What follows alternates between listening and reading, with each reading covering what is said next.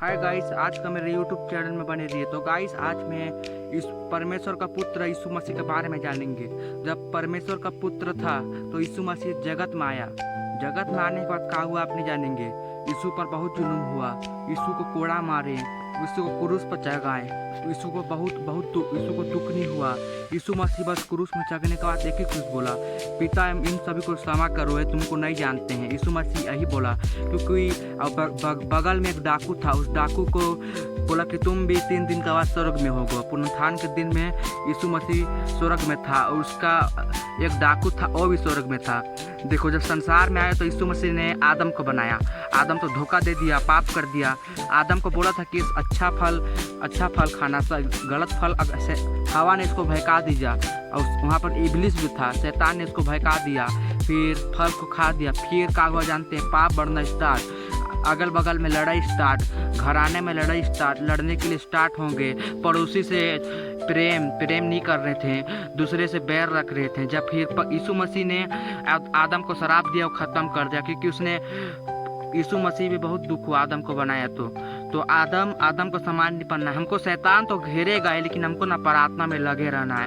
शैतान बस क्या करता है मेरा प्रिय लोगों, जिंदगी में तो 3 सब होता है, लेकिन जिंदगी में ना मुसीबत भी बहुत ज़्यादा रहता है। मुसीबत का जड़ बहुत सारा रहता है मेरा प्रिय लोगों। मुसीबत का जड़ को कोई उखाड़ नहीं सकता, लेकिन एक ही जो उखाड़ सकता है, परमेश्वर का सामर्थ्य जो हमको मिला है। हमको एक वचन है मिला है, तो हम बता सकते हैं इसको। तो वचन वो है, हमको इस सृष्टि में क्यों भेजा है परमेश्वर, कि यहाँ पर जब से आदम का पाप बढ़ा है ना, आदम और इस संसार में जब से पाप फैला हुआ है ना, हमको इसलिए भेजा है। भजन संहिता 117 में लिखाया है, तुम महिमा को फैलाओ, इस सारी पृथ्वी पर फैलाओ। हे जाति जाति के सब लोगों यहोवा की स्तुति करो, हे राज राज के सब लोगों उसकी प्रशंसा करो, क्योंकि इसकी करुणा सदा की है, क्योंकि इसकी करुणा हमारे ऊपर प्रबल हुई है, और यह की सच्चाई सदा की है, यह की स्तुति करो। राज मतलब ये हम लोग का एक वो है, एक हम घेरे में है। परमेश्वर हम सभी को एक घेरा में रखा हुआ है। अगर तुम उस घेरे से हट गए तो जल जाओगे। शैतान आपको क्या करेगा, ठंडा कर देगा। आप जिसे परमेश्वर में गर्म है ना, पवित्र आत्मा से भरे हैं ना, शैतान उसको भी खत्म कर देगा।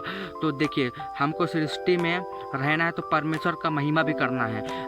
मैं जो पढ़ा हूँ वही बता रहा हूँ, मेरे को जितना आता है वही बता रहा हूँ, पर मुझे रटा उटा ज्ञान नहीं है। मैं जो पढ़ा हूँ उसी को बता रहा हूँ, जो सीखा हूँ उसी को बता रहा हूँ, क्योंकि परमेश्वर मुझे बताया है। हम सभी को क्या करना है, बहुत लोग भटकते हैं, जो प्रभु को नहीं जान रहे, उसको हमको सिखाना है। ये सब गलत है भाई, ये सब मत करो तुम। मैं तुमको सही रास्ता बता सकता हूँ, लेकिन परमेश्वर का मार्ग में चलना पड़ेगा।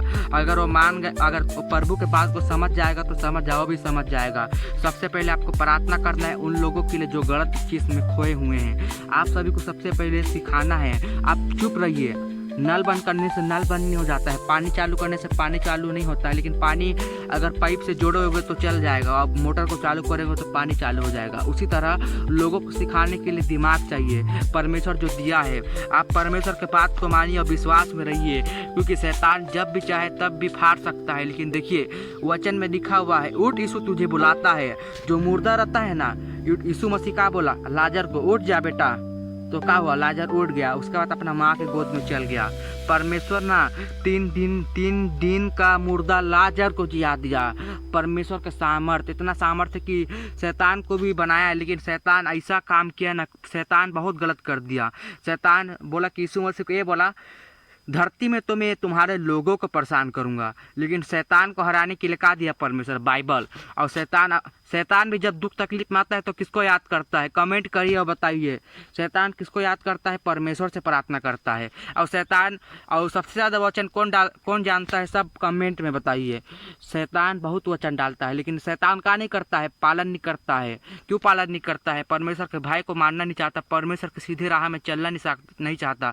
उसी तरह शैतान भी हम सभी को बहकाता है कि तुम भी मैं तो नर्क जाऊंगा, लेकिन ना यहाँ पर जो धरती सृष्टि में है ना, उन सभी को लेकर जाऊंगा। तो आप सभी को शैतान से बचने के लिए पहला नंबर 1, सुबह उठिए और क्या करिए, उठने के बाद प्रार्थना करिए। आप बोझ से दबे हुए मेरे पास और मैं तुम्हें विश्राम दूंगा। तुम थके हो, तुम बहुत बोझ से दबे हुए हो, अपना बोझ को क्या करो, परमेश्वर को दे दो। जो भी तुम्हारा बोझ है उसको परमेश्वर को दे दो, क्योंकि परमेश्वर सब जानता है कि तुम क्या करना चाहते हो। तुम परमेश्वर को अच्छा से जानोगे तो परमेश्वर तुमको जानेगा। तुम गलत चीज़ में रहोगे, अगर तुम अपना, जैसे कि एक आदमी है, तुम उसको अपना बोझ दे रहे हो, अपना तुम्हारा बोझ ओढ़ हो रहा है, जिससे कि तुमको कुछ बोल दिए हैं, ओ भाई तुम्हारा